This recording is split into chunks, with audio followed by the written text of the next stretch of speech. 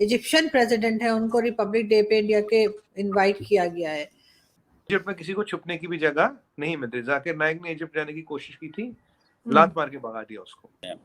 मुझे रिसेंटली कुछ इजिप्शियन से मिलने का मौका मिला, सिर्फ कंप्लेंट्स थी उनकी, सिर्फ कंप्लेंट्स थी पाकिस्तान के बारे में। उन्होंने कहा जनाब हमने कोई पता नहीं कुछ स्कॉलरशिप को खोला हुआ था, उसके लिए बंदे मांगे, वो नहीं बेचते, मतलब कंप्लेंट्स ही कंप्लेंट्स थी। मैं जारी बात है, I am not a government official, but जब आप लोगों से मिलते हैं पता चलता है कि यार ये लोग किस तरह पाकिस्तान के बारे में सोच रहे हैं या पाकिस्तानी क्या कर रहे हैं।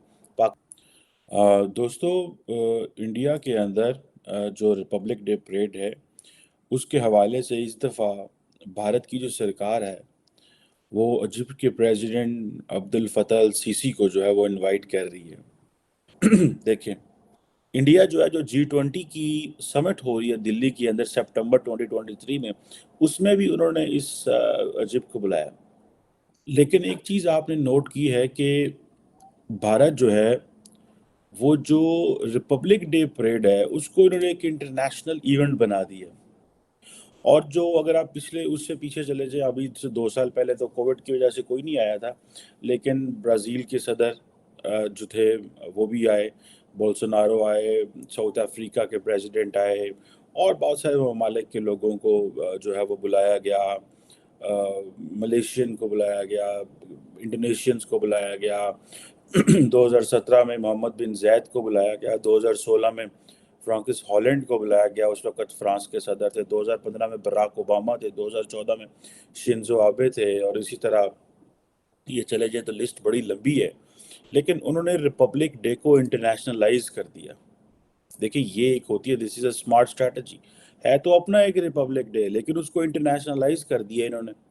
अच्छा, जो कि एक मैं समझता हूँ एक सक्सेसफुल डिप्लोमेटिक एक सक्सेस है इनकी, ठीक है। इजिप्ट और इंडिया का जो कोऑपरेशन है वो एयरफोर्स और इन चीज़ों में है, और ये आप समझ लें कि तकरीबन जो इंडियन एयरफोर्स के जो पायलट्स हैं उन्होंने 1960 से लेकर 1984 तक इजिप्शियन पायलट्स को ट्रेन किया, ठीक है जनाब।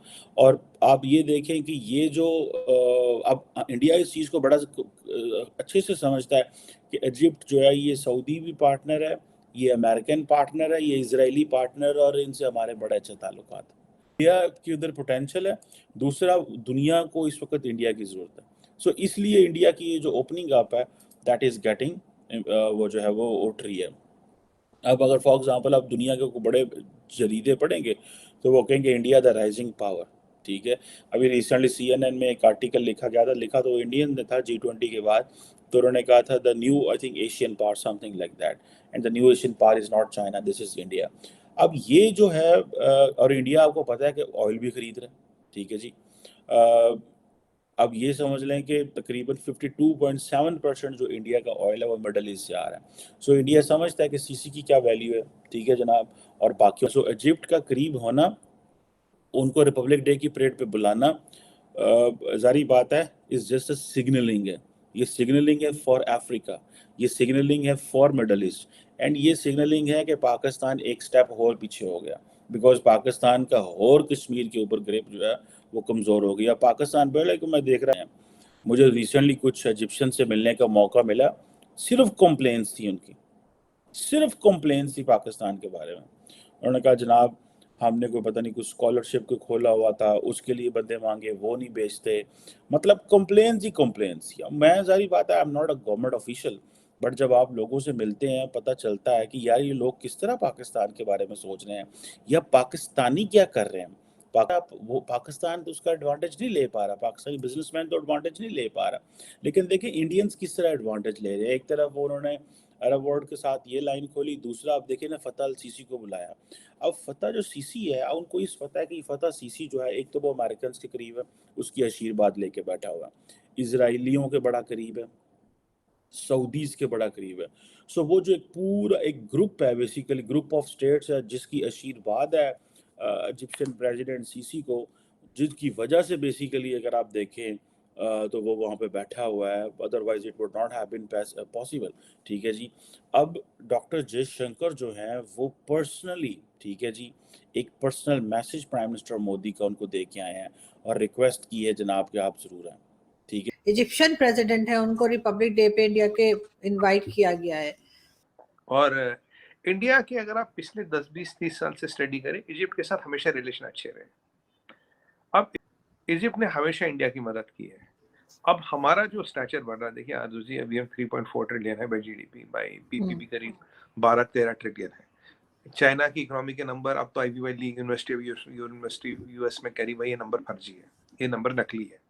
अब ये चाइना में जितनी भी रेटिंग एजेंसी से सबने दुकान बंद कर ली, हमने बात की थी कि यार यहाँ के नंबरों का कुछ नहीं पता।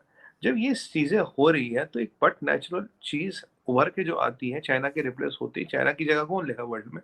भारत लेगा। अगर भारत को जगह लेनी है, और यही मैं आपको ले जाऊं, national strategy document of France का भी आया, उन्होंने बोला 2030 तक Bharat will be our centre point of our alliance. जो हमें stature United states of America ने दिया नेशनल स्ट्रेटजी डॉक्यूमेंट में, वही हमें फ्रांस भी दे रहा है। और फ्रांस एक लौता न्यूक्लियर पावर है यूरोपियन यूनियन में, और तो किसी का न्यूक्लियर वेपन है नहीं। जर्मनी का उस पुराने रखे, अमेरिका के दिए हुए, और एक आउटडेटेड फ्लीट है। यूके इजिप्ट हमारा दोस्त है, हमारी इजिप्ट से दोस्ती है। और इजिप्ट में जितने भी कुछ लोग, कुछ यहाँ के मोजिद शहरी भाग भूग के इजिप्ट गए थे, जो बहुत शरीफ लोग होते, बम बम लगाने वाले, इनको इजिप्ट ने सबने वापस कर दिया। तो इजिप्ट में किसी को छुपने की भी जगह नहीं मिलती। जाकिर नाइक ने इजिप्ट जाने की कोशिश की थी, लात मार के भगा दिया उसको।